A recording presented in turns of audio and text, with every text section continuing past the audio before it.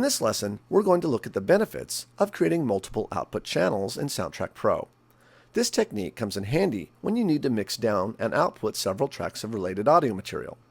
Currently, I have open a short video piece that I scored using some orchestral loops, then added a few sound effects from Soundtrack Pro's sizable effects library. Let me play a few bars for you. Musically, this project consists of strings, harps, and wind instruments all placed in various tracks to achieve the arrangement I was after. I also added a few beach-related sound effects to augment the location audio recorded by the camera. At the bottom of the timeline, you'll find the Output section. Click the disclosure triangle to open it. By default, Soundtrack Pro assigns one output channel for all tracks in the project. This means that the volume control for this output affects all the tracks. But what if I wanted to have the music tracks assigned to a different output so I can control the level of the effects tracks apart from the music tracks? Simple. I just create another output.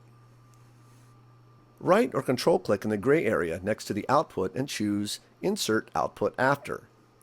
Soundtrack Pro creates a new output. Not that you would need it, but you can actually create up to 128 outputs in Soundtrack Pro. You can also name these outputs. Click on the output name and enter a name that makes sense to you organizationally. I'm entering music for this output, and for output 1, I'll change the name to FX. Also notice that the second output is assigned to audio channel 3 and 4. This is because Soundtrack Pro actually lets you output up to 24 discrete channels of audio with supported hardware. If you're using a stock Mac out of the box, you'll want to assign the second output to stereo 1 and 2. Now, back in the track section, you'll notice that each track has been assigned an output. By clicking on the Output drop-down menu, you can see a list of available outputs. You simply go down the track list and assign each track to the output you want. Here, I'm assigning all the sound effects tracks to the effects output and the music tracks to the music output. Now the fun part. Call up the mixer by pressing Apple II on the keyboard. On the far right side of the mixer, you will see the two output channel strips we created with their assigned names at the bottom of the strip. As I play the piece back, notice that I now have independent faders for both the effects and the music.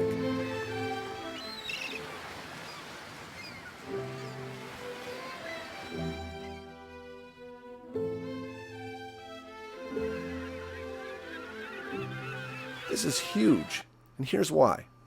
Creating an output is like creating a layer in Motion or a nest in Final Cut.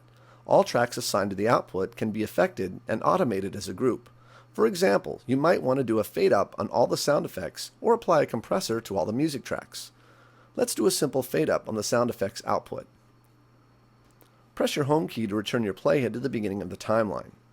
At the top of the mixer, set your automation mode to latch. Drag the effects fader to the bottom and press play.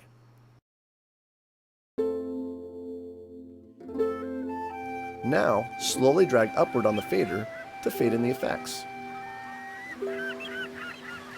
Now stop playback. Click the triangle next to the effects output to reveal the envelopes. Notice that envelope points were automatically recorded for this output as I drag the fader.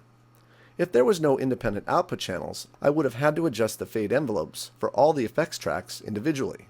Lastly, you can select these output channels by shift-clicking in the strip. Then, from the File menu, choose Export, Export Selected Outputs, and Soundtrack Pro will export a separate stereo or mono mix for your effects and music tracks.